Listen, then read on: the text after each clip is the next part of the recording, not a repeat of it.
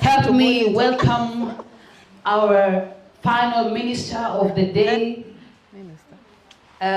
Lorraine. She'll be introducing herself. I know her in so many ways, but she knows herself better. Come on, appreciate her. Pigia Lorraine makofi mazuri. Some people call her Auntie Lorraine, others want to call her minister. Wherever you decide to call her, to the glory of God. Thank you so much. Karibu, Lorraine. Thank you so much. Okay. Hello. I believe I have a big voice anyway.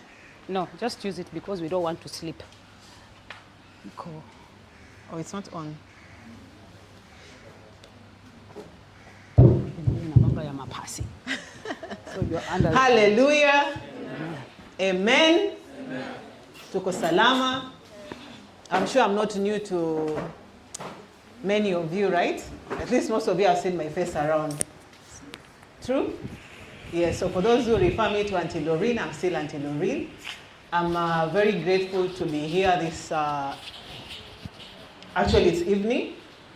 I just want to return the glory back to God because indeed He's been good to me, my family, and generally everyone around me. So for the purpose of those who don't know me, I want to take this opportunity just to introduce myself.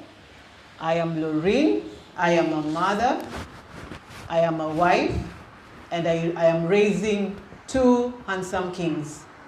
And I'm here at the same time also to raise you as kings and queens of the future. Sawa sawa? Hii pilau mbona inafanya mmekuwa wanyonge bwana? Eh? Unajua, us guys are from, I'm not a village girl, but I'm from Western. That's why watu wa Western pilau, when we came to Mombasa, tunaambia pilau kikula, you go to sleep. But this pilau that we ate, we are not sleeping. The pilau was meant to make us become more energetic for the evening, right? So, what I want to start off with is a small skit. So I want it to be an involving session.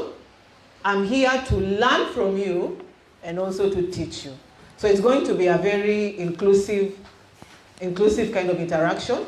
So I'd expect to hear from you while you also hear from me. And at the same time,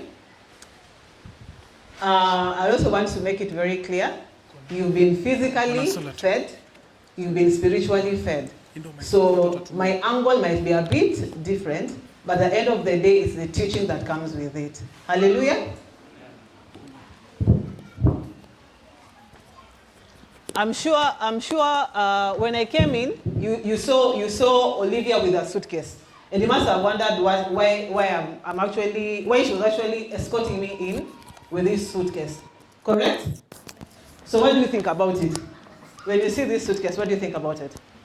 Why do we use suitcases?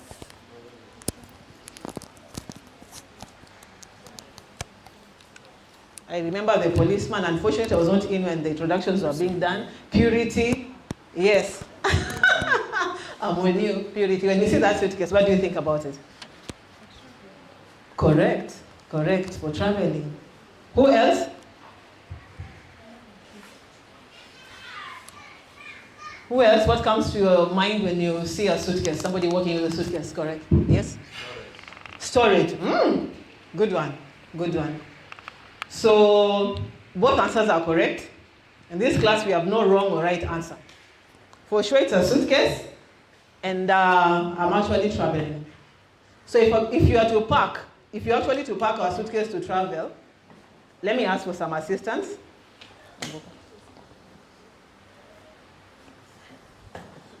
Where will we put it?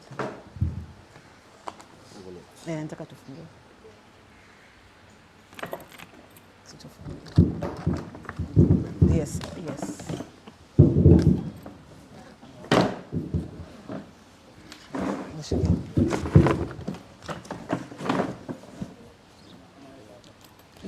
Juu ya meza. Hapo iko sawa. Walas. There are some things inside here. So what do we see here? What's this? So if I'm packing a sweater, where am I going? Somewhere is called a cold place. A cold place, right? Yes. Correct, a cold place. Hula hula for the girls. And this? To the beach, Yes. right? So people are gonna go swimming, right? If you see me with sneakers, Sports. yes, most probably I'm actually going to the gym, right? Yes. I'm going for a run, I'm going for a walk, correct? Sasa hii nayo. Hii tunaenda wapi nayo? Hii tunaenda wapi nayo? Huh? Beach. Which beach is this? Hii tunaenda wapi nayo? Dera party.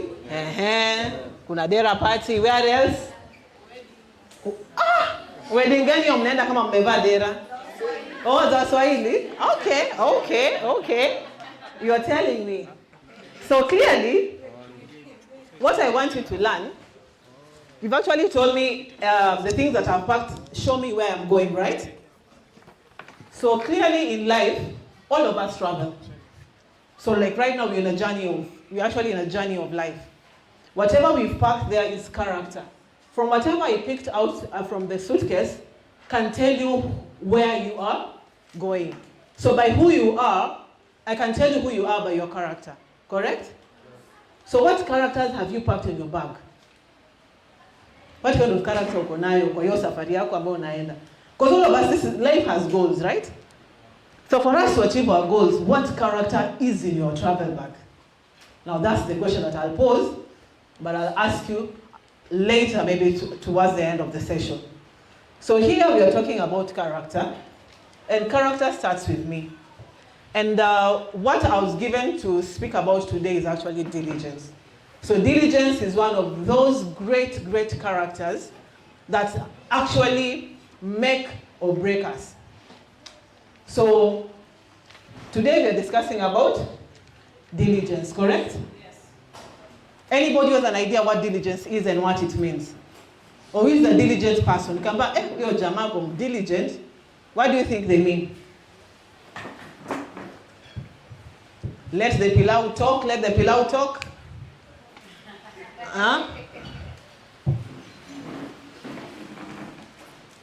My madam, what do you understand by diligence? Tena nimepatia mic. Si ushike. Sinibwage. Diligent. Any answer. Nobody is here to tell you it's right or wrong. Just whatever you think of your mind. Meaning is you can talk while seated. Relax. Explain to you too. In your own way. Or have you ever heard of diligent? You've heard. It's a common word. So what do you think it means?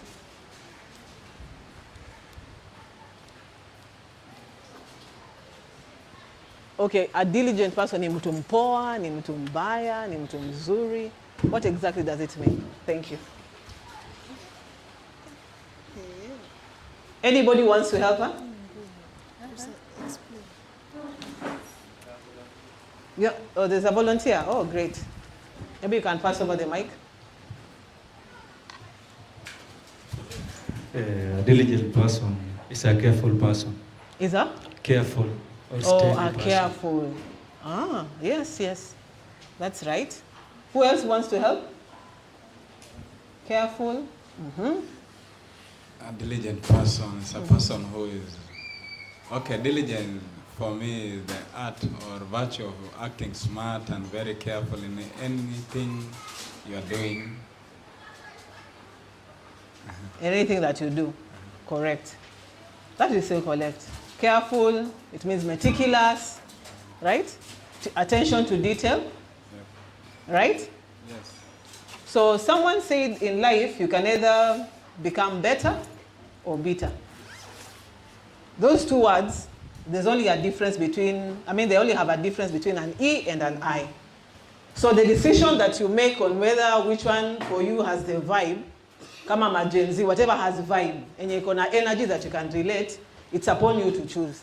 Either bitter or better. Gani ni poa? Bitter or better?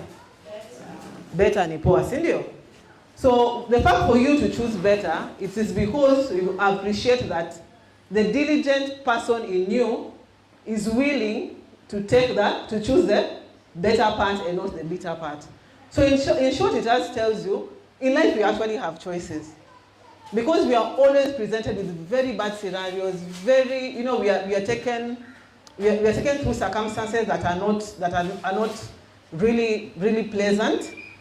But because of the character that we are talking about, that we want us to be empowered with, is what will make us choose the better path. So we can decide to spend our energy to take others down or to bring others up. So when you work so hard on something and you put all your effort, you put all your might, you put every attention, and you will not be stopped at any point in time, it means you've gotten to a point that you understand it's not about hard working. Everybody knows, in fact, on our CVs, you can take a diligent, literally it means hard working. When you write diligent, that is what we all know. A very hard-working person. Even my CV, I remember back those days. Actually, it was the first item on my profile as a person. But now when you talk about diligent, and it's just not about being hardworking. It goes beyond hard work. It is literally trying to say you're making a commitment to excellency. So ukisema excellency, you know excellency means, and that's what it's all about, talks about careful, being meticulous, being, paying attention to detail, to a point that it is no longer about hard work, it is now heart working. Iko kwa moyo.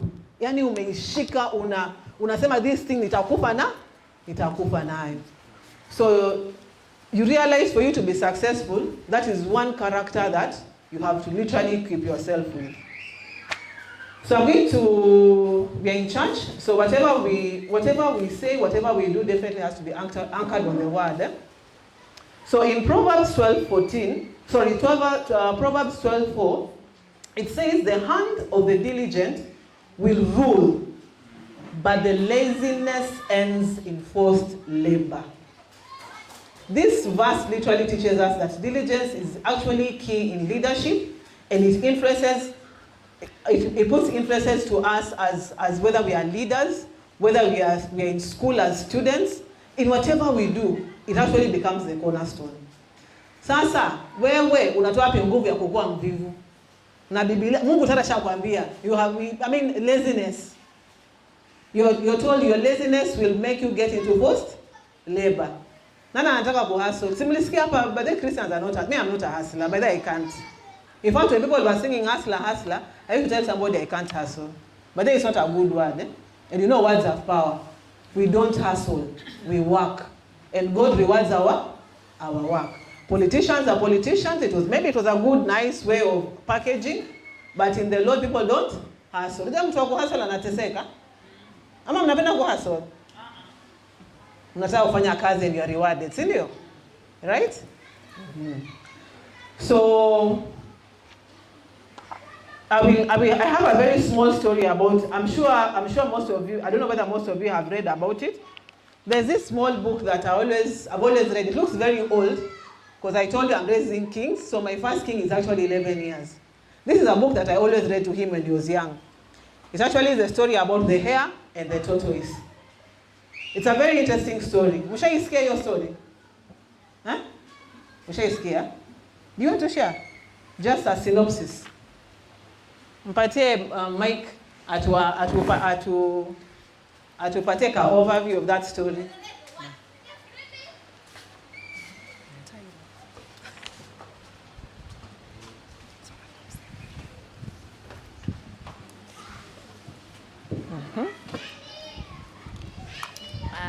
Story of the hare and the tortoise. It all started when hare was was known as a clever animal. Correct. Okay, and then tortoise was a slow animal but still wise. So one day Tortoise sold the hare that they wanted to that he wanted to race with the hare. So hare doubted that Tortoise could race with him and he could win. So they started the race. So when they started the race, hare went ahead of Tortoise and left Tortoise behind. So after a short period of time, hare reached a certain place and saw that Tortoise was nowhere to be seen. So he said, "Let me rest." While he was resting, Tortoise continued to walk until he reached close to the finishing line. When hare noticed that, he ran with all his might to reach the finishing line, but it was already too late. Perfect, perfect, perfect. Give a very, very handy clap. Huyo alisoma na akaelewa. Ambia mami, nimesema pesa yake ijaenda bure. School fees imefanya kazi. Have you heard about that story? You've actually heard what she said. So the story of the hare is actually a reflection of maisha yetu sisi, what we do and how we live. Ulisikia our pastor Noah talking about unapata you actually might be a kid from a privileged home. Unapelekwa maybe nyumbani kwenu mko na magari kama 3. You're taken to school with a car. You have somebody else deep inside in the village. They literally have nothing. So that rich kid is literally the hare, right? And the tortoise now is this kid who looks like he's coming from a point of disadvantage. Lakini ile difference ya huyo mtoto na huyo mwingine ni kuwa huyo ameamua I will work, right? I will do whatever it takes because their eyes are set on the goal. So ask yourself, wewe kwa hii njia yako goal yako iko wapi? Are you the hare? Because what the hare felt, mimi ni msharp. I got it, I have got the speed. And nini kafanyika? Distraction. Got distracted, decided, it is too hot. Na hiyo kudharau, like, I mean, how can a toto tatanishinda aje? Let me take a rest, nipumzike. So in life, when you're taking a rest, remember wenzako are busy on the track. Everybody else is busy on the track. Sasa when you are resting, somebody else is busy overtaking you. So basically what we are trying to say here, hard work never ends. And the tortoise must have felt the pain, but persevere, alijikaza. He kept his eyes on the goal. Alisema taliwe liwalo, kama ni kupasuka mguu atapasuka bora afike kwa finish line. Sasa hii line yako ya finishing kama wewe saizi, I'm talking now to the teens who are actually supposed to be going back to school.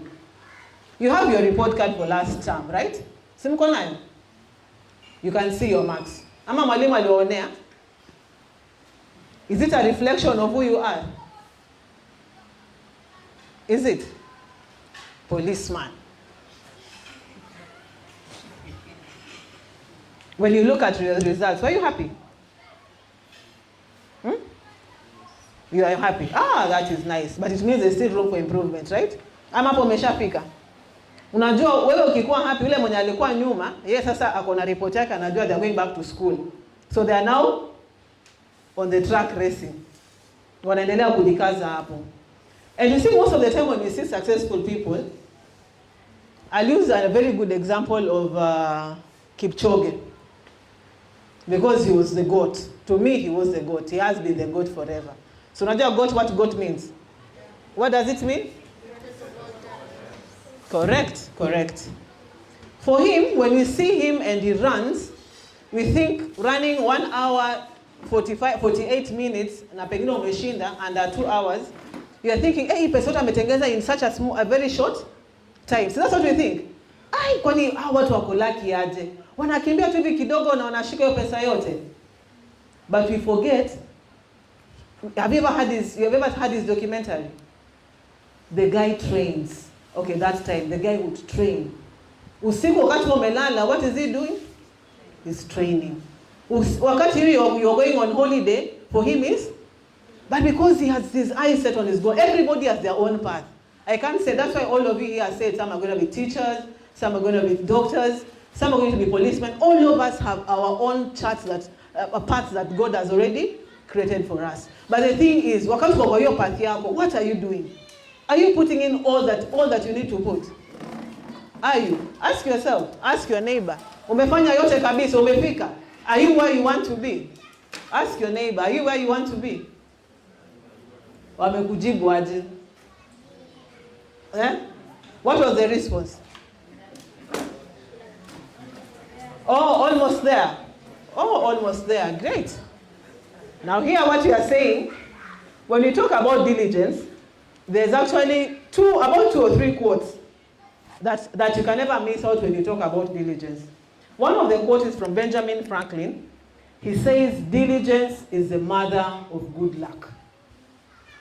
There's nobody who's been diligent, who's worked so hard, who's worked with so much commitment of excellency and failed. That's what that quote is trying to tell us. Hakuna, yani wewe uweke 100%. Hata kama ulirogwa na mchai gani wa kwenu, that can't, even God can't allow it. It can't, it is not possible. Hard work pays. You will see you will actually see and you will see that because you see now in life you just have to have your own race. Wakati unajiangalia kwa mirror, the only competitor in your life is yourself. Hakuna competition mwingine. Ni wewe tu. You look at the mirror, you see yourself. So when you stand there in the mirror, you need to ask yourself, Lorraine, where am I? Where am I going? What am I doing to get there? It's just not enough for me to pray. It's just not enough for me to do what? To say it and not mean it. It also takes you to do what? To put in all your zeal, all your sweat, all your... Nyinyi ni wanafunzi, kazi yenu saizi ni nini? Which is your main job? To? Kusoma. Sasa ile relationship yenye we were being preached here, inaingiana na masomo? Ama hiyo ndo distraction? Hizo ndo distraction? Si ndio? The other quote comes in is patience. Patience and diligence are like faith that move mountain. By the way, who work hard si rahisi. Na hizi vitu, it doesn't happen overnight. It doesn't happen overnight. We see successful people, we see people who've done very well academically. You look at it, there's always been a culmination of small bits that made them become successful at the end of the day. So for you to be on that path, patience also has to be an attribute that you do what? You develop. Lakini mambo yetu ya Gen Z, tunataka leo, tunataka tuingie Forex, ndio? Forex, tomorrow we are driving a Lamborghini. Hata mimi sina Lamborghini. We are not there. And to be honest, I may die without driving one. Right? But the thing is, when I look at myself, I can say I was at point A and made it to point Z. Because at the end of the day, we have to grow. Growth is a must. Hata kama mbegu ya beans inapandwa na inamea, wewe kwa nini usimee? Kwani what kind of seed are you? Which seed? Coconut. Hata coconut inamea.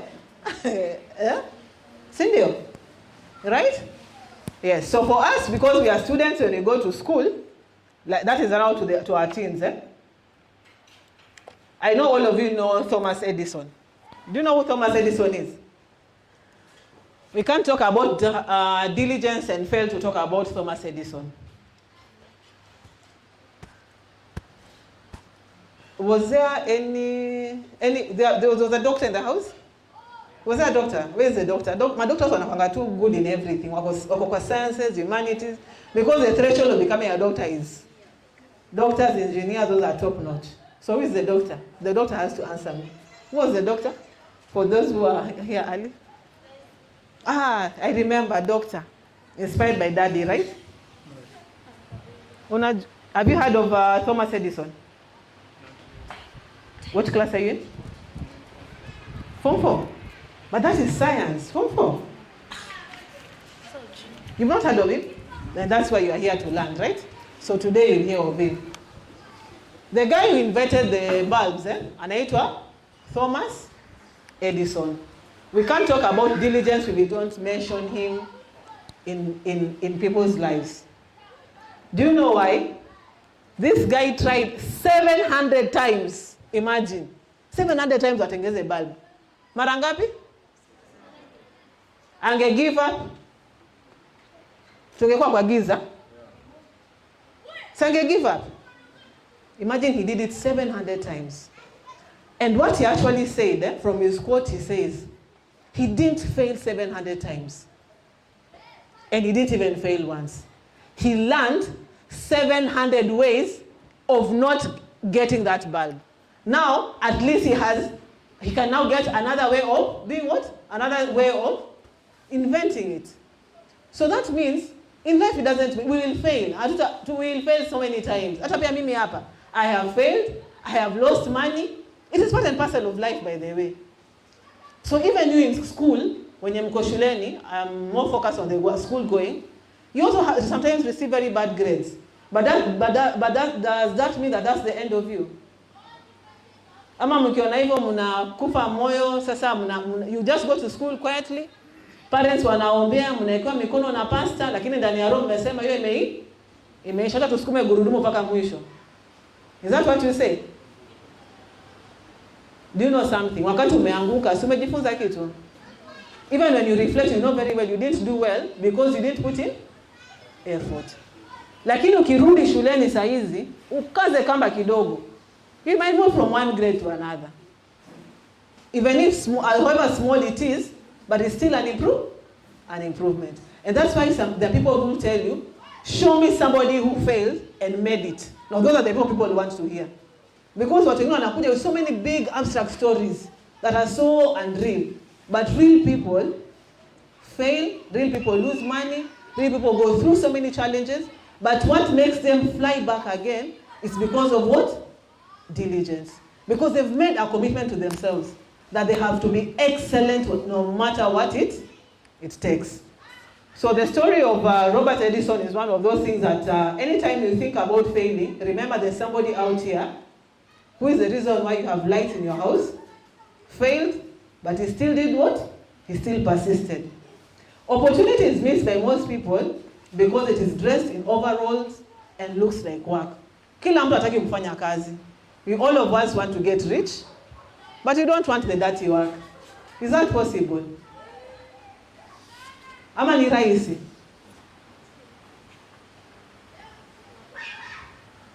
They talked about finances, but I want to ask my friend here. Is it easy to make money? It's not. Why do you think so? Maybe elaborate more. No, you just have asked you, is it easy to make money? It's easy if you have an idea. If you have an idea. If you have an idea. So idea means skills. So if you have idea, then it is a starting point to make money. It's a starting point. And you might not make, you might actually lose.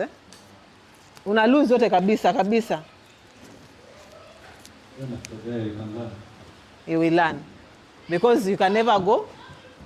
If you're already at rock bottom, you can't go lower than that. You can only come back up, right? So here what we are all trying to say is, nothing comes easy. Everything needs hard work. So as we chase whatever dreams we have, everybody has their dream. Your dream about una chase, you will not make it if you are not diligent. And it's even in diligence, obedience is part of it. Because sasa kama wewe hausikii, hauko obedient, how will you work hard? Is that possible? Because even for somebody to tell you to work hard, for you to go through the challenges, because people will come here, speakers will come, tutakuongelesha, and you'll all go. But what you decide to do with what you were told is part of the obedience, right? So the decision still rests with you. Like I was just sharing with my sister Prince here before you people came in. I said you're lucky. We were just sharing, and he said you people are very lucky. Lucky in the sense that you have people who deeply care for you. They can actually organize such forums so that you get to learn. Now you are not learning, you are learning from people who've also failed. So we are here to make sure that we are an example so that you don't have to fail kama sisi ndo mfike. Si ndio? Kama mimi najua nilifanya X and I didn't get there, why should you go through the same route? So when people are out here just trying to impart the knowledge, I know it might seem so abstract because right now unaangalia sema so mama anasema nini? Huyo mama ni sawa ni mama lakini siku moja one time mimi na dada friends na dada Olivia, by the way we call her Olivia. We were also girls, right? Na pia sisi pengine hatukusikia. Si ni kweli? Zingine tulisikia, zingine hatukusikia. So we are here just to let you know you are at a point of advantage. So whatever you are being taught, whatever is being shared is meant to be of value to you, sorry. So I'll just go right on and ask and let you understand why is diligence, let's talk about diligence and why it is important. Why is diligence important in our lives? Like I've said it and I'm repeating it again, it is actually the key ingredient for your success in any of your endeavors. In school, you are required. It is a requirement. In life, whether it is in business, even in relationships, diligence is a must. Kwa sababu hata kama ukipata mpwa wako, youth, sio mpwa wako unataka mpwa mwenye anajikaza. And I like the fact that Pastor talked about women empowerment. It's only that God also didn't give me a daughter. But if God gave me a daughter, I think that is one thing that I would sing to the mountains and bleed. But because I don't have, you're actually my daughters by extension. Mwanamke paka akuwe na pesa yake. Because for you to get a high value man, pia wewe lazima, umefanya nini? You've also upgraded yourself. Gone are the days. Nobody wants to have a woman who just sits at home and ataka makucha with red lipstick. I don't know. Do you still find that attractive? Simataka pia mpo wenu akuwe amejikaza. Somebody is also doing something.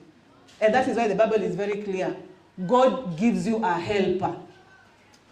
A helper. As a helper ni wewe uko na 100 anaongezake 50. Inakuwa 150 and both of you unasonga mbele. So these are the reasons why it is important to have to become diligent or to develop that character of diligence. Achieving goals. Just like from the story of the hare, they had a goal because they were all racing. When you are diligent, because remember we have said it is hard work and it is a commitment to excellence, it means you're already focused. Unajua what you want. There are people who are lucky enough, wamekuwa wadogo. There are people who are young. You meet them at 15 years and they tell you they want to be doctors. And for sure, 20 years later, you meet them, they are doctors. Lucky for them. I wanted to be so many things. And out of the many things that I wanted to be, I never became one of them. I even wanted to be a pharmacist. I don't know how that was possible, but I wanted to be one. So life changes, things change, but at the end of the day, everybody has to identify who am I, where am I going, and what are my goals. Usipokuwa na goal yako, ukitoka hapo nje, mtu anakutapi na kwamba twende South Coast. And yet you're actually going home from this meeting. So utajipata South Coast. Ukiulizwa unatafuta nini huko, what will you say? Haujui? Lakini it's because you don't know. When you're seated here, you're supposed to be thinking, nikitoka hapa, tomorrow is church, I'm going home, I'll piga nguo yangu pasi. Maybe there's an activity tomorrow. You already know, you have a plan. You have a plan in your head. And the same way in school. Because even in school, what do you go to do? Wakati wazazi wanawarelease asubuhi kwenda shuleni, what do you go to do there? Unaenda kucheza mpira. You go to play football? What do you go to do in school? Get more knowledge about what you want to do in the future. Yes. So literally you've gone there to look for excellency, right? So why do you allow yourself to be distracted along the way? Na unajua distractors hawataisha. That's what I tell my son. Hawataisha. Distractors are always there on the side, kila pahali. Wewe ukienda wako hapo, ready to do what? To distract you. Hasa wewe kama hujui where you are going, my friend. Kama una plan, utakuwa kwa maplani ya wenzako. But remember your friends, hao wako sawa. And I remember in school, by the way, the naughtiest kids, most of those very, very naughty kids, were surprisingly also very sharp. Hasa hao ndo watakushika, where the noisemakers, they are always there. But again, mwalimu akileta paper kwa class, CBC, yenu imechange. I don't know whether it's the same still now. So ulikuwa ukileta mwalimu, the teacher comes in, when they start announcing the name, unajua huyo ni ule wa mwisho. Unajua the teacher has arranged the marks from the lowest to the highest. Hasa the note mwenye alikuwa kwa kila makosa, huyo ndo number 1. Hasa wewe hauna goal yako. Yeye anajua vizuri, ako na akili. And all of us are different and it is okay. There are some who will sit in a class, in a snapshot, wameshika kila kitu. Some of us will have to be in the class, to talk up again you have to read at night, again you have to read in the morning. So you need to know who are you. Wewe unaenda kushikana mbele mwenye akishasikia mwalimu imetosha. Wewe uko naye kwa mpira nje. Ama not even that, PlayStation. Watoto wangu, PlayStation hapana. Am I talking to somebody? Ama mnacheza PlayStations? You don't? Kwa nini wewe uchezi? Wewe umetingisha kichwa kabisa? Tell me why you don't play. Sababu zinaharibu mtu akili. Zinaharibu mtu akili? Aje? Kama kusoma. Baada ya kusoma ushike chenye mwalimu anafunza, unaanza fikiria nitatoka saa ngapi hapa niende kacheze game kwenye PlayStation. Pigeni yeye makofi kabisa. Makofi bwana. Umesikia mwenye amesema nyinyi kweli? Yaani uko darasani mwalimu anafundisha, wewe unawashwa tena saa ngapi wapi? Kucheza game. Aki, do you know as parents how we suffer to get you people fees? Aki jamani, si mtuonee huruma. Mkitumwa shuleni simsome tu. Ni ngumu. Life is of seasons. Kuna time for everything. Sasa ni wakati wenu wafanya nini? Kusoma. So your goal is to do what? To excel. Kama wewe ni I'm sorry, the system saizi inanikoroga sana. So kama wewe ni wale wa class yetu ile ya kitambo, you're supposed to be preparing for your exams. Your goal should be to pass my exams. If you're the one who's in Form 4, your goal is to, because you're already now charting your career path. So if you don't have goals right now, then what else are you doing? If you're easily distracted by those small things that you know very well, actually eating up into your time, utafika kwenye nafaa uende? Mtafika kweli? Hamtafika. Na unajua mimi ile kitu anapenda na huwa anaambia mtoto wangu, there's no way utapanda maragwe uvune mahindi. Iwezekani. And the choice is still yours. What do you want to plant? Right? So, like I was saying, why it is important? Achieving goals. Now that's number 1. Number 2 is building trust and reputation. Why is diligence important? It helps us build trust and reputation. When we actually diligent, we are always consistently delivering high results. Consistently. Asa mtu anajulikana, ndio maana mtu atakwambia, ukitaka pump mzuri, enda wapi? Because they are known for something. So you, what are you known for? What are you known for? Ule mwenye anaipanga class? Hapana, hao wako kwa hii kanisa. Hao wako kweli? Mbona mnacheka? Ona kwanga? Hakuna, si ndio? So what are you known for? My friend is very, very quiet this time. Hajajibu swali hata moja from our previous ministers. What are you known for? What are you good at? Sorry? Drawing. Wow, drawing. So drawing makes you feel nice? Do you go for drawing competitions? Or you just draw for your own pleasure? Is it a way for you to unwind? Side hustle. Wow, so you actually draw and sell your pieces? Nice. Quite impressive. Simpigie makofi jamani. Huyo kwa finances ametick. Ametick hiyo maneno. Sasa inamaanisha mamia kupatia pocket money. Unajisort?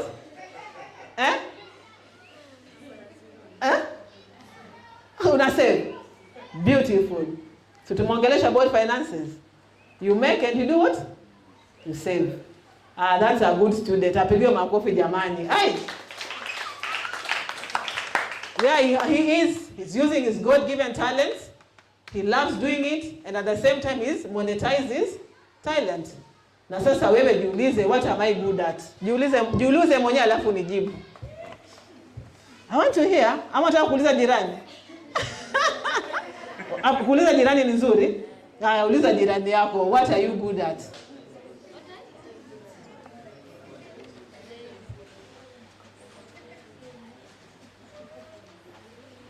Amekwambia nini?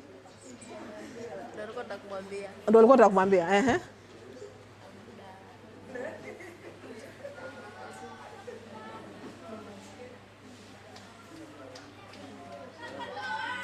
Purity. The other purity. The purity in green. What are you good at?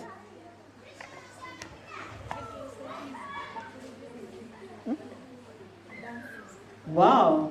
Dancing. That's nice. So this is something that you practice dancing. So you watch videos of people dancing and the moves, and you repeatedly dance. So where do you dance? Do you dance at home? Do you dance in church? Even school. So you actually, it's something that you love, eh? So you're actually using it in the right way, right? So tukisikia purity tunasema, Purity the dancer. So hapa kanisani wakitaka watu kukatika, you are the girl to go to. Beautiful. And you realize for you to dance, you've consistently done what? You've practiced, because it's a move. Okay, there are some ambao wako na moves natural, but again, once a new dance style comes, what do you have to do? You have to learn, you have to practice. For you now to almost be exactly like that particular dancer that you want to be, it means you've done it over a period of time. Now when you do that, we come and trust. Watu tukichagua mwenye anaweza kudance, it is you. So that's a reputation that you built for yourself. So you realize for you to do that, yote tumerudi wapi kwa? Diligence. Diligence helps us with our personal growth and development. When you are diligent, you have a mindset of growth. Wewe ujioni hapa, unajiona kule. Unajambia saizi I might be here with all my little limitations, lakini I'm destined for the bigger great things. People who have dreams. Na si dream ndogo, ni dream kubwa dream kubwa. Si ndio? So don't ever stop dreaming. Some of us were just small girls the other day. But with God's grace, right? With God's grace. But it all starts with your mind. Kama wewe mindset yako tayari nile, mimi siwezi. Hiyo hapana. Hiyo ni awale. You will never get there. Hakuna wale. It is you. God has already equipped you with everything that you need to be able to succeed in this life. Imagine kila kitu uko nayo. Kenye unafanya nini?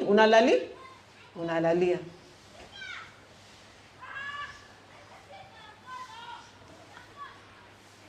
Diligence helps us overcome challenges. Like I've told you, challenges ziko, challenges never end. But when you are so resilient, when you are so diligent, you actually build a resilient kind of character. You actually have thick skin. Because your mindset is that of a winner. Mtu mwenye anajua hata ana win, hata akilose anajaribu because they know they are meant to win. As I say that, we remember the same story of the guy who invited the birds. Kama si nimewambia, kama yeye mwenyewe angekuwa hana hiyo mindset kwa mimi I will do it. I think that guy has about 10,000 patents. I mean, he's invented so many things. And he didn't stop at that. It's all that now that is what he's really well known for. But he's done so many things. But it's all starts with your mind. Who am I? And that's why you've already started telling each other, maybe I'll become a policeman. That's a mindset. You're already speaking life into yourself. So it means whatever you literally want, you can actually get it. Because you already started tuning your mind towards. And now those are your goals. Those are literally your goals.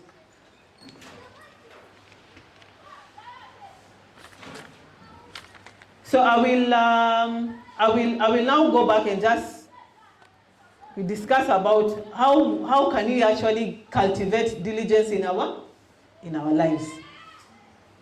If you are saying this thing is so important, tumesema hapa, hii kitu ni nzuri sana. Sababu if you're actually very diligent, there are things you're able to do to achieve in life. Because he said diligence is actually the cornerstone of our growth, right? So how do we cultivate? How do we become diligent in our lives? So we actually want to be go-getters. We want people to be people who will thrive, not just survive, but thrive. For you to thrive, you need to become a diligent person. So how do I become diligent? Setting goals. Sasa wewe, nataka kuchukua ule mwenye anarudi shule. You're going to school on Monday, right? On Tuesday? Monday, Tuesday. Do you have any goals for next next term? Uh-huh.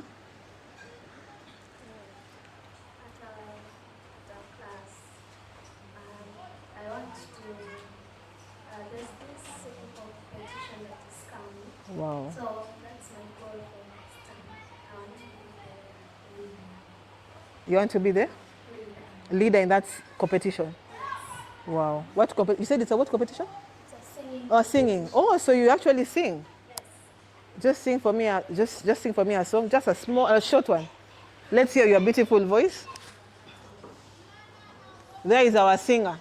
She says she wants to become a leader next time, because there's a competition. She seems to be very ready. Go, girl. No, any of your favorite song.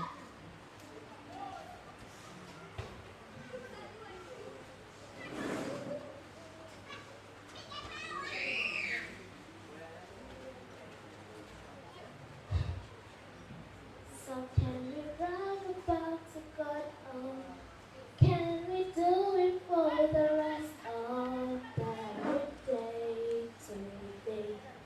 When I started talk about God, you will need to know the man I speak so highly of. That man can change your life from zero to hero in no time. He can take you from the grass to your grace in no time. He's a man of his word, oh, faithful as it says, oh, you will not see him changing.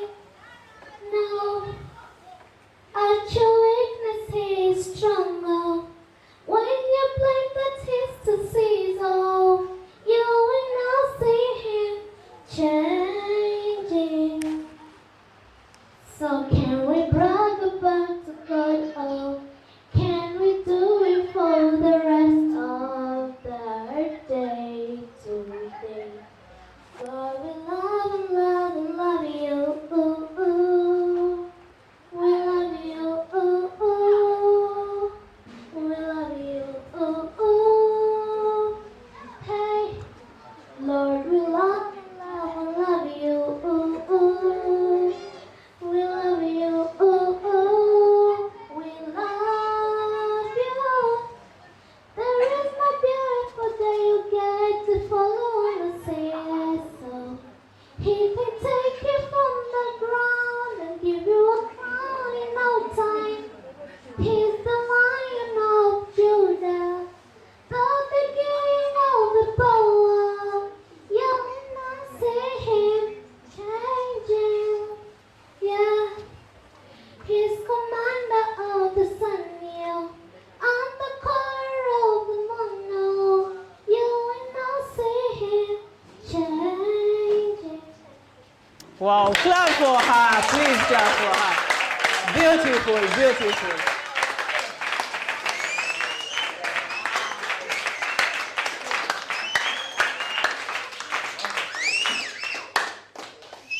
Amazing, amazing. You're actually preparing yourself, girl. Right?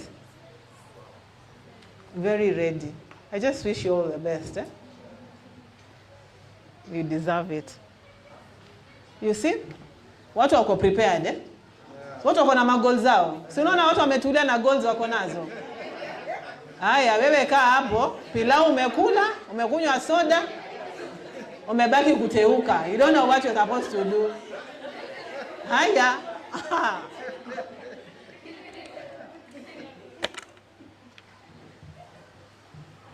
Setting goals. You've seen a clear goal. Ashasema nataka kufanya nini kukweli? And she's prepared. She's already ready. So don't stop, eh? I know people, I bet I can't sing, but I know people who love singing will always be singing in the bathroom, they're singing in the mirror when they're dressing, right? But you have very beautiful vocals. So setting clear, achievable goals, you need to have a vision. So I'll use as an example. She already has her vision. You know, a vision gives you direction of exactly where you want to go. Then it tells you, then how do I prepare myself? So ask yourself, wewe vision board yako imeandikwa nini? Ama uko nayo? Ama hata hiyo ni ujui ni nini? Do you have a vision board? Ama vision board ile you go to offices and you sit vision mission. Hapo ndo unajua inaishia. Do you have visions? You do? Okay. What the Bible says in Proverbs 21 verse 5, the plans of the diligent lead surely to abundance. The plans of the diligent lead to abundance. Right? So for those who plan, they will surely receive in abundance. Hasa wewe mwenye upangi, usi-expect chochote, si ndio? Si mimi nimesema, it's not my words, it is not me. So literally, for you it means you're doing what? You're preparing to fail. Because if you don't prepare to succeed, it's the opposite, right? But najua sisi wote tuko hapa tuko tayari like our young guy, si ndio? Kila mtu ako na vision yake, ako na goal yake, all well set. Ready to take off, right? Ready to take off. Even for our youth, as much as you may, I don't know, some of you may be in school, some of you may be maybe working, maybe doing your internships, but that still doesn't stop you, because now you're now getting into adulthood. In adulthood, I'm hoping wasichana, I'm hoping goal si kuolewa with a rich man. Hao rich men hakuna. Sijui kama wako, ama mboko wako. Rich men wako. Eh? Hope that's not part of your goals, eh? Ama my vision. Hapana. Here we are raising queens. Queens who know how to do what? Who work. Wakifanya kazi, they also attract now high value men. Sasa wewe ukikuwa hapo, ndio hiyo tajiri utampata hapo. I'm sure most of you know about this Nigerian musician who got married the other day. What is his name? Mnajua? Si umeshasikia mtu hapa ametaja. Who? Mbona unasema Davido ukiangalia huko?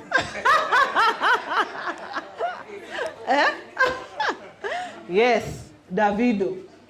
But then Davido is a very good musician. He may be singing secular, but he's done well for himself. And why his story is also very inspiring, he's very educated, comes from a very rich family, and he's also made a name for himself. Now, why I'm bringing Davido in this discussion is because every girl wants a wedding like Chioma's. Unaona paka amesema Sasa kila mtu anataka apatie maboy child wetu pressure. Na maboy child hao wengine si Davido. But people also forget who is Chioma. Chioma is also a very successful girl in her own way. Because she's successful, she was also able to attract somebody of her caliber. Asa wakati umekaa hapo ukingoja vision ni rich man, Davido hayuko. Alishaenda, si ndio? Time management. Time. How do we cultivate diligence in our lives? Time.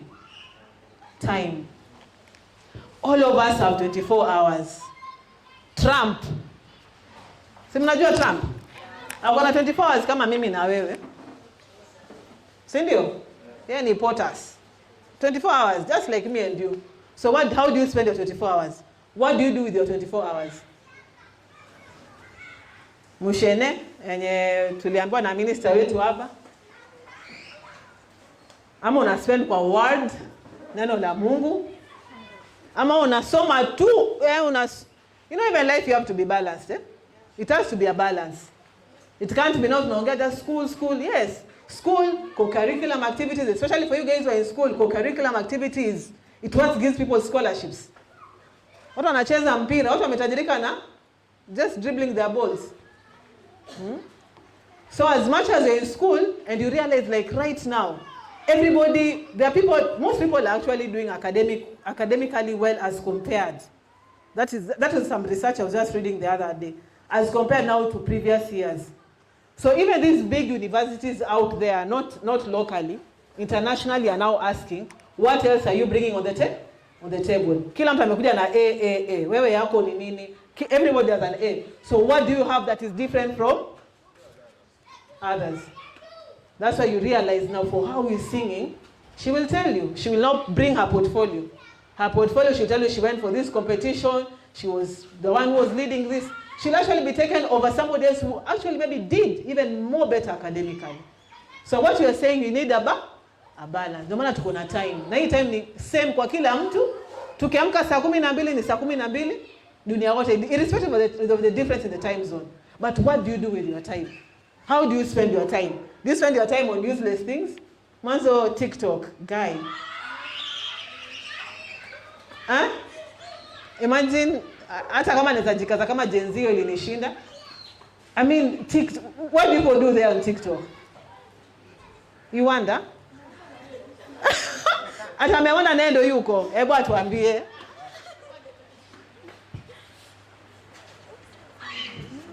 No, just share your sentiments.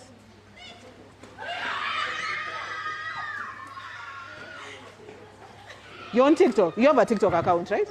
You're not? Why? Why are you not on TikTok? And every young person is on TikTok. You don't like it? Why don't you like it? Why don't you like it?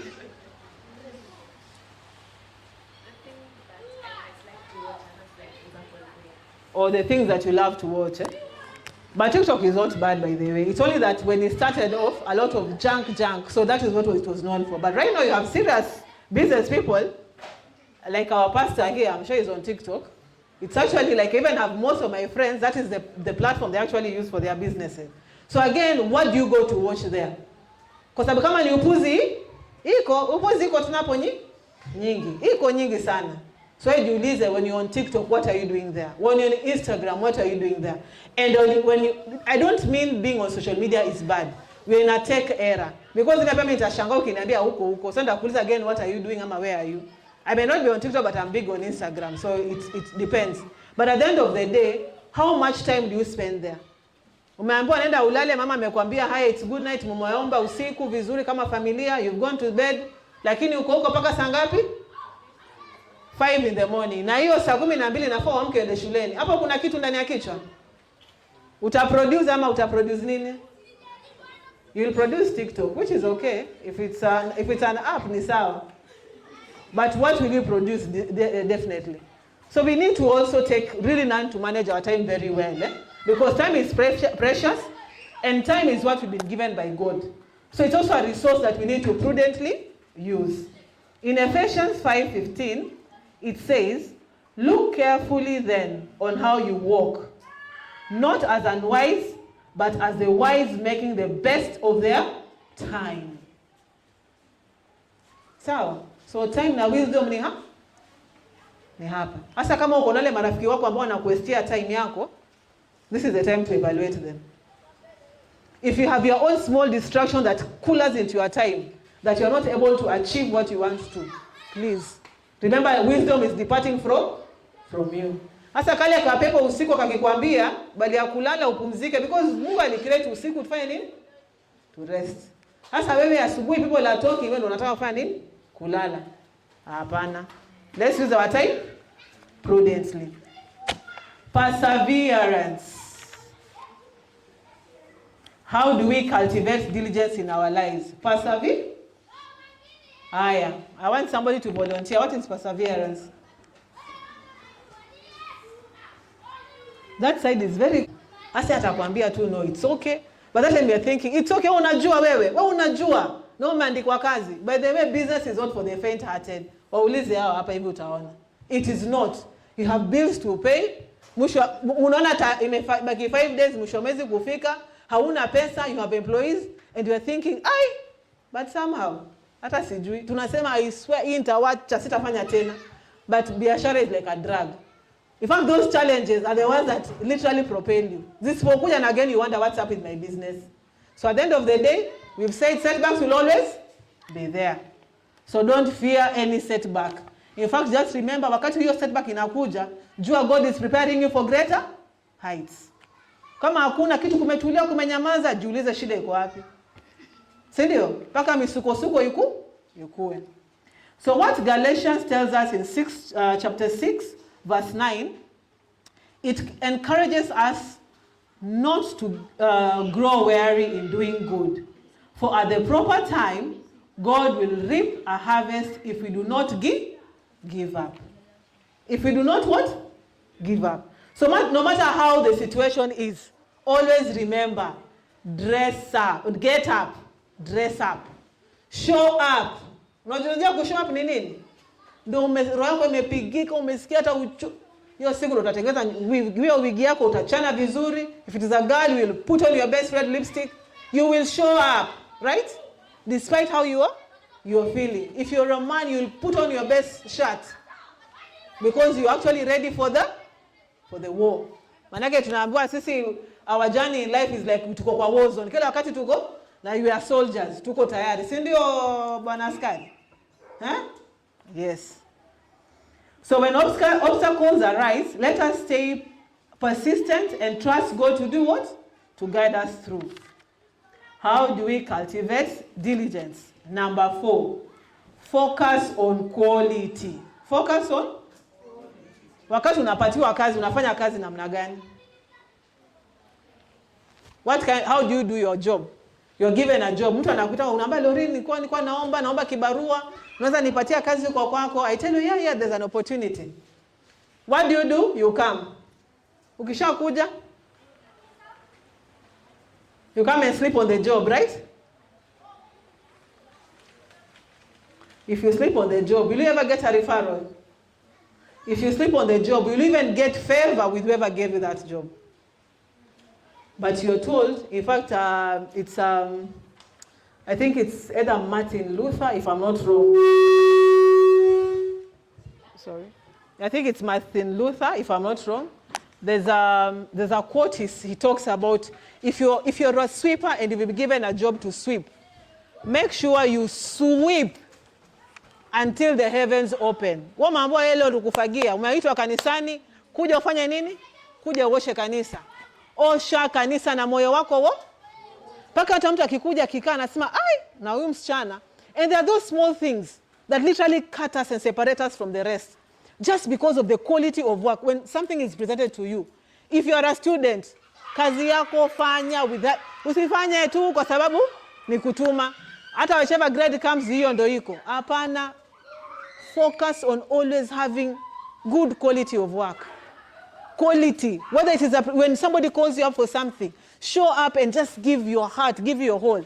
But then the people see, people read through such people. And if you realize most of the people who even get opportunities, or people ambapo wanafungukiwa sana, you realize that those ones who show up in such cases. That's why mtu atakaa jiulize, mbona unapata mtu amesoma, they have very good grades, maybe they have very good grades, but they just don't seem to get it right. But wakati unapatiwa opportunities, what do you do with that opportunity? Because opportunity doesn't come all the time. It comes once. Wakati imekuja hivyo once, what do you do with that opportunity? Do you joke? Do you sleep on the job? Then you will sit back, alafu uanze kuuliza, Mungu wangu, wajua, I don't like that song. But I don't even understand how it was sung. Because wewe unajua nini? Wakati unapatiwa hizo misukosuko, what do you do with them? Mwa mnafanya nini? Let's give time for our very able mister to laugh. Ama hiyo nyimbo unaipenda? Does it speak to you? Okay, there are songs there I don't know. I am sorry if it is one of your songs, I'm really sorry.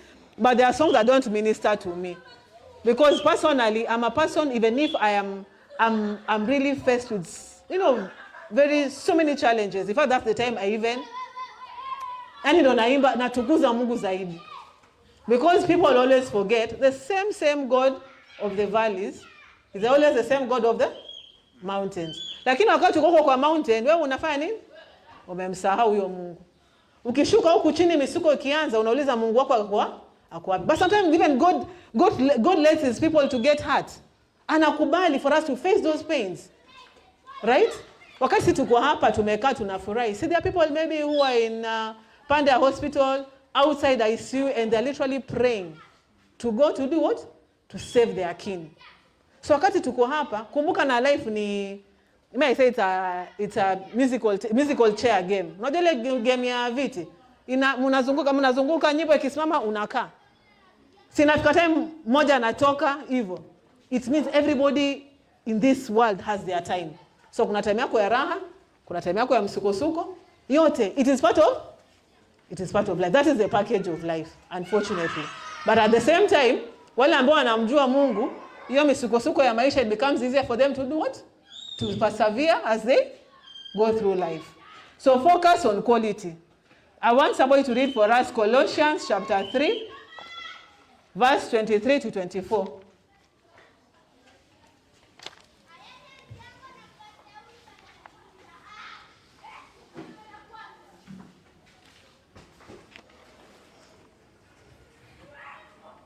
Colossians chapter 3, verse 23 to 24.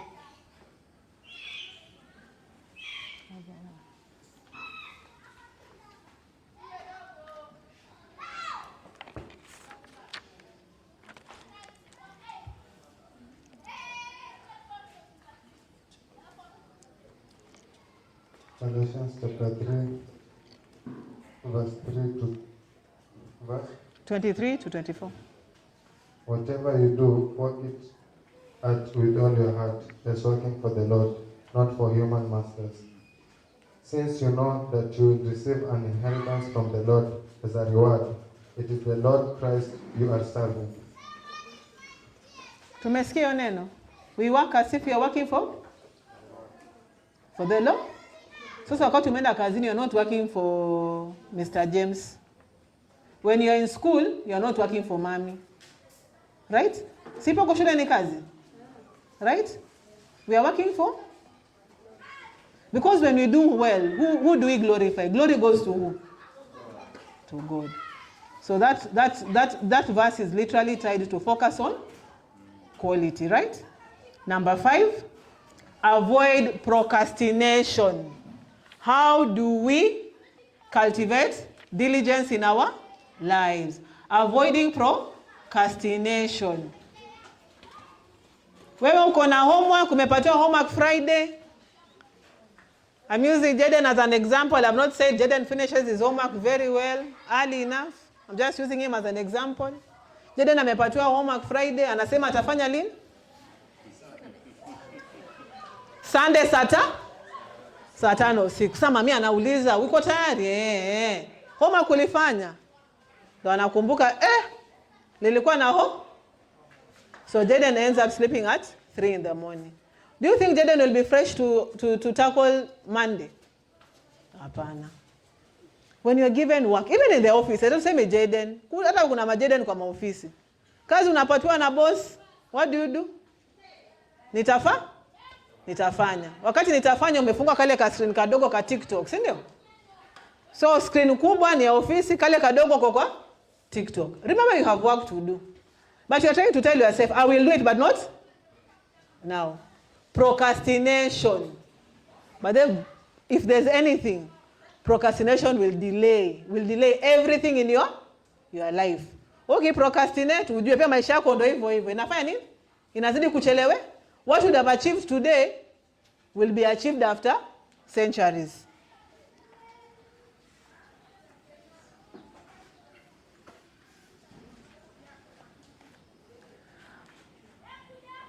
So the Bible says in Proverbs chapter 27, verse 1, do not boast about tomorrow, for you do not know what a day may bring. Wewe unasema kesho. Wewe unajua mambo ya kesho kweli?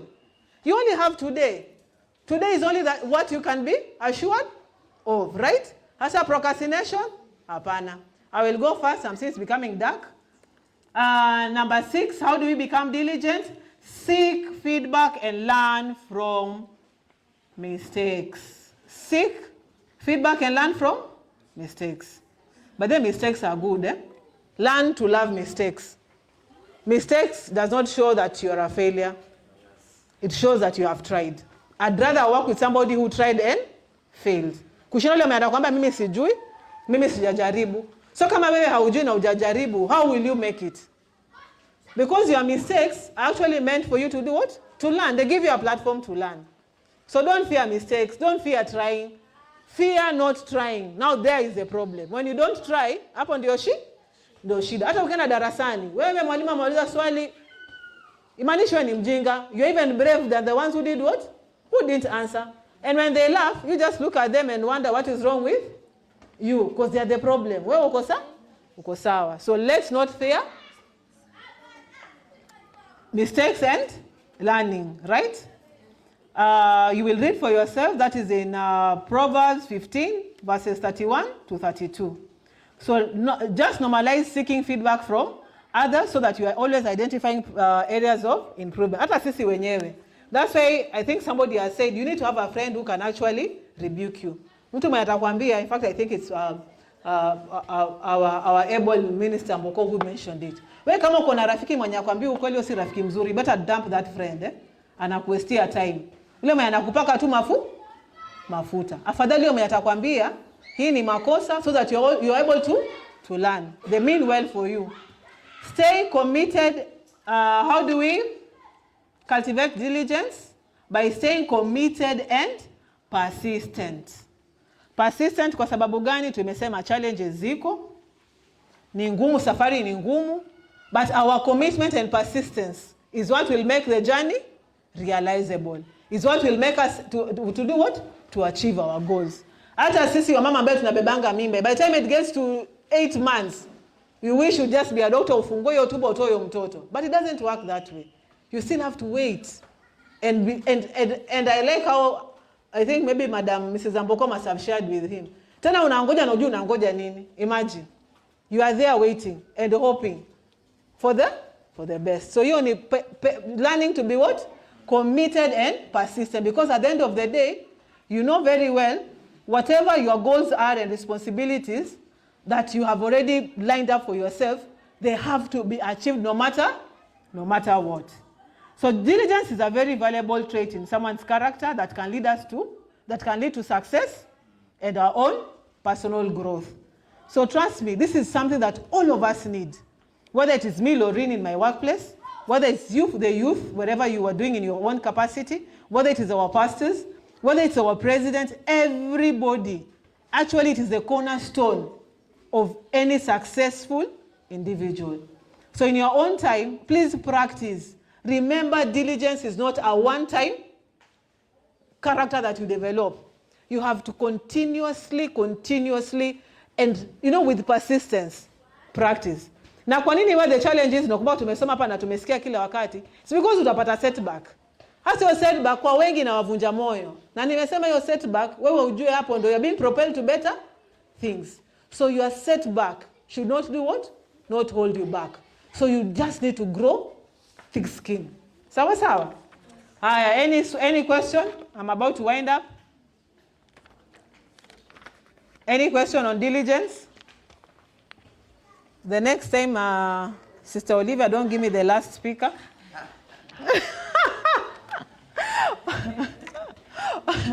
Dealing with an audience that is well fed is also not easy. Any question for me before I wind up on diligence? Anataka munijibu swali moja. So you don't have questions for me? So me, I want to know whether I was talking to myself or I was talking to well-fed individuals, right?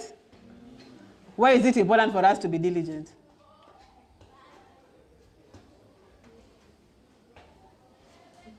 Yes? Correct. There were 4 points. Haraka. Because now that tells you whether you've actually gotten what we are talking about. Before now.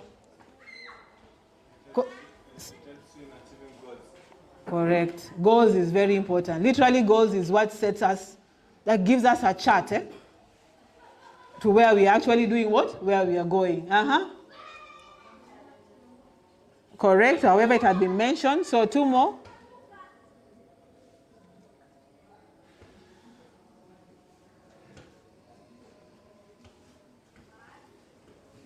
Personal growth. Personal growth. Remember, mindset. Diligence makes you develop a mindset of a winner. Mindset of a winner. Sasa kama mtaki kushinda jamani, mnafanya nini duniani? Sisi wote ni washindi. Tulikuja hapa kanisani naimba sisi ni washindi. Sasa mtakuwaje washindi kama mtaki kutaja ushindi?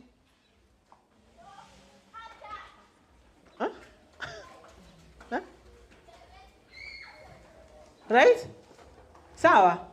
So what I want to lastly say to our kids who are going back to school, there are just 3 things that I want to remind you. For the kids who are going back to school, only 3 things. The first one, please show up to school with gratitude. Just show up.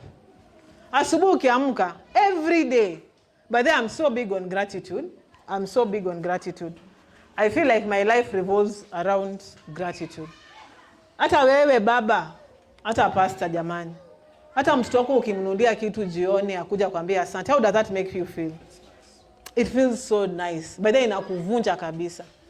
In fact, it gives you strength. Unatamani usiku mulale haraka asubuhi amke urudi wapi? Urudi wira. Kutafuta tena nyingine. So even that is what our Father in heaven wants from us, right? So when you're going back to school, show up and show up just every day. Vitu 3 jiambie. Ambia Mungu, maybe God, I'm just grateful for the sun. Hiyo tu. God, thank you for my parents. God, thank you for hii chai imewekwa mezani hata kama haina sika. Mwingine hana kabisa. So we practice every day in the morning. Not only the school going kids, even us. Just being grateful. Just 3 things that you are grateful about. In our home, we are big on, like I said, we are big on gratitude. We actually have a gratitude jar. Every Friday, you write a gratitude note and put in that jar. Every Friday, everyone.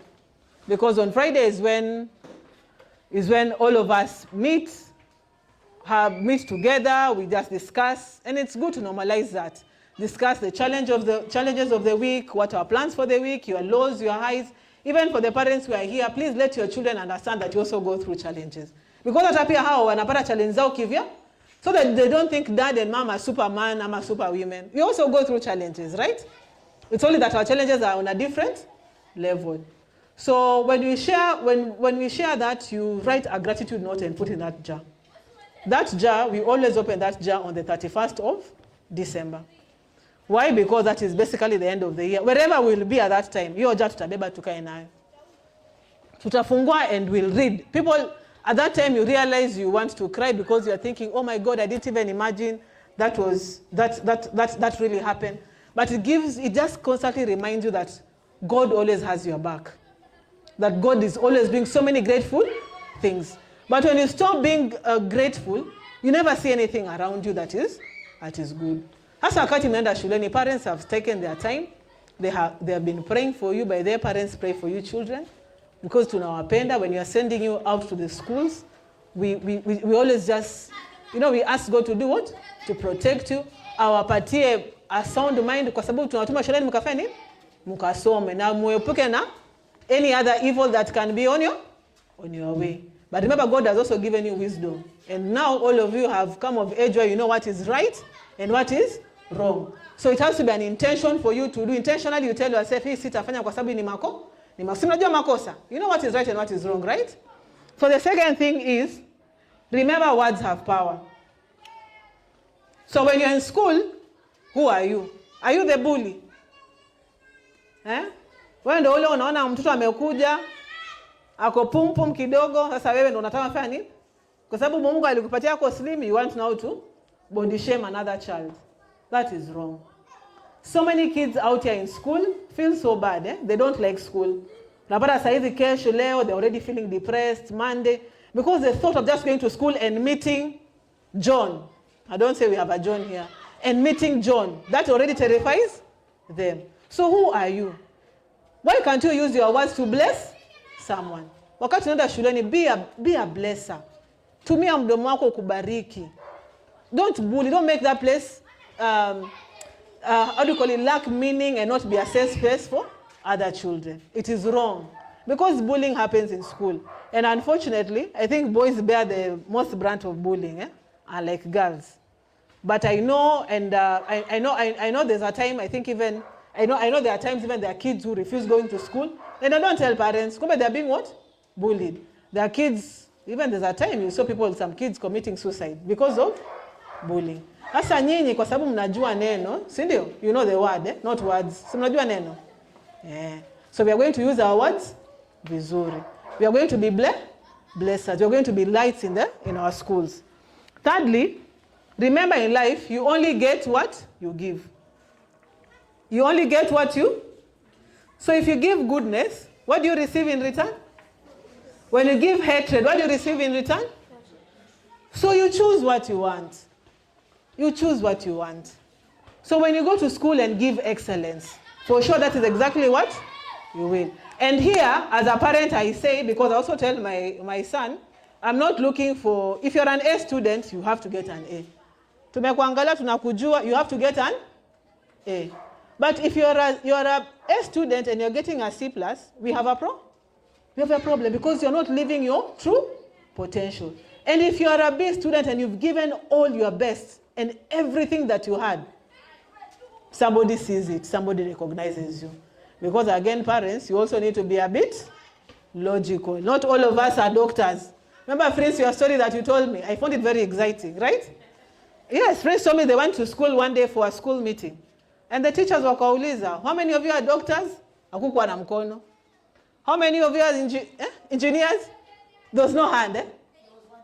There was one engineer. So how many of you are, I'm just trying to say, sometimes we ask so much, right? And maybe we also not that. But what I'm just trying to say, you need to do your very best, right? Your very best. That's a very best, ni paka ujikaze. Mediocre is what we don't want. Even the youth, mediocre will not pay you. You will not go where with mediocrity. It will not take you anywhere.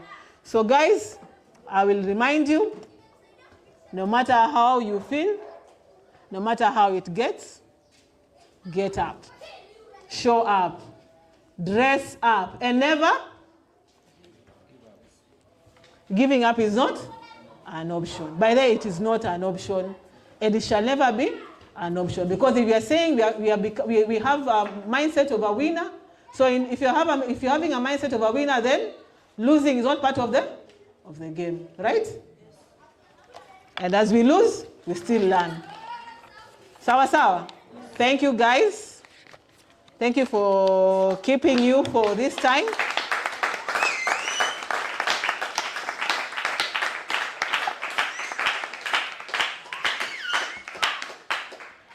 Sister Olivia, thank you for the opportunity. Our able pastor Noah, thank you for the opportunity. I know our minister from our church. My husband called him yesterday. Akamwambia, there's no way I'm going to other churches to talk and I don't talk in our church. So I thank you so much for giving me this opportunity to do it in your church. This is the second time and I'm truly honored. I just want to wish you all the best, right? You have all it takes. Sawa sawa. Asanteni sana. Thank you so much, friends, my sister, for the opportunity. You are a blessing to many. May God lift you from one glory to the next.